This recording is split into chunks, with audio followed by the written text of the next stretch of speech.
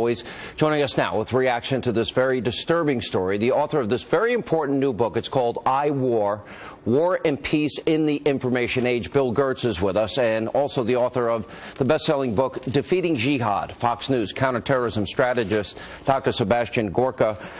Dr. Gorka, when you hear these issues of mental health, and then he went into the FBI and was incoherent, one has to always wonder, was there follow-up in a case like that if somebody is obviously that disturbed?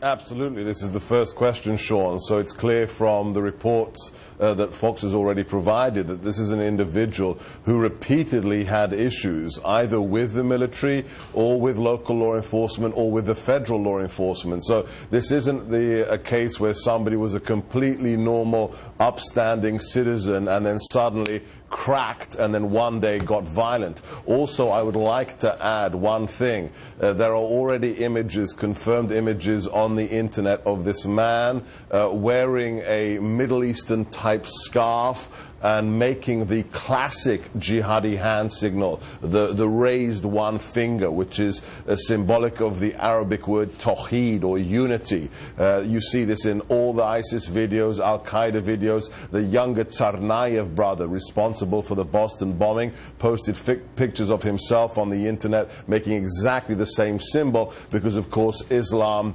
rejects the Trinity and Allah is unitary. So who knows? There are clearly signs that this man had issues, had problems, was a potential threat, and on top of that there could be a jihadi angle as well, Sean. It's very scary. Just to switch topics, because my opening monologue is coming up in the next segment, and Bill Gertz, you talk about this in iWars. We really, look, every single department basically in our government, including the White House, the State Department, the Department of Defense, NASA, every department, the IRS, everything's been hacked, and this has gone on for all the years Obama's been in office. WikiLeaks has been around 10 years, and yet these politicians have done nothing. So who are we really to blame here? Look, I've got this report in front of me. I've read it completely. Sorry, right there. This whole intelligence report. And I read it. It's embarrassing, because they know the methods and they're comparing it, and we assess it based on past behavior. And my argument back is, well, why haven't they done more to stop this? Absolutely. Nothing's been done. We're faced with what I call an information warfare assault. And I think this latest report from the intelligence community confirms that. The clear attack, this was not about politics. This was about undermining the democratic system in the United States. It was a Russian-led intelligence operation involving both cyber and leaks and influence operations. And it was led and directed by Vladimir Putin, who views the United States as the main enemy of Russia. Well, let me ask you, I wish we had more time, because this is so topic A in everybody's mind. What is the conclusion you come to? Because this is what the whole book is about. Well, the conclusion is we're facing an information war, and we're being disarmed in this battle, in this war. And we need to develop new methods, new institutions, new capabilities. We need clear thinking, we need clear strategy, and we need to counterattack. We need to go on the offensive against these enemy states that are waging information warfare against the United States. Dr. Gorka, I assume you agree with that assessment, and the fact that we haven't done it tells you what? Look, Sean, I want to make it very clear to the viewers out there. This isn't about cyber hacking. This isn't about Podesta's password being password.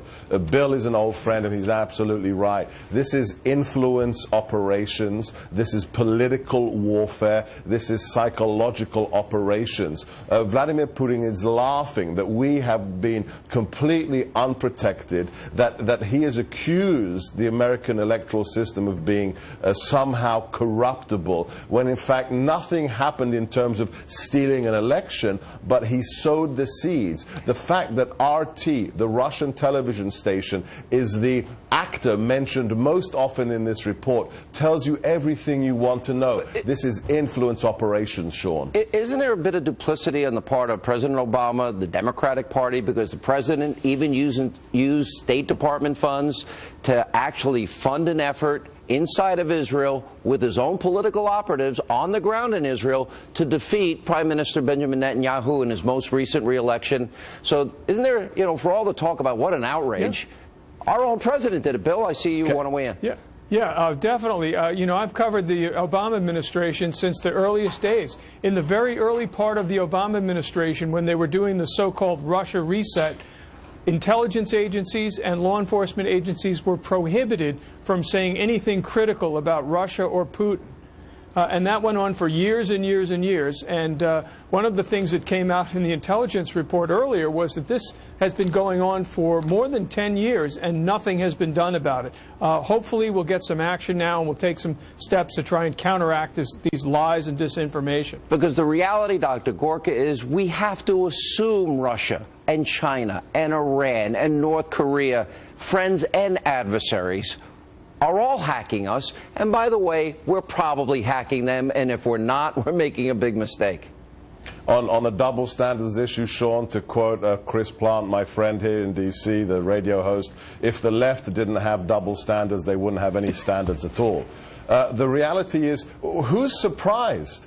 This is a KGB colonel. I mean, can somebody just wake up and smell the coffee grinds? Russia is attacking us every day in all forms, whether it's economic, cyber, or psychological operations. China is eating our lunch in the cyber domain. Bill knows this better than anybody. So you're absolutely right. It's time to talk about the reality, and hopefully January 20th is when the adults get back in control, and it's not going to be double standards or fantasy land anymore.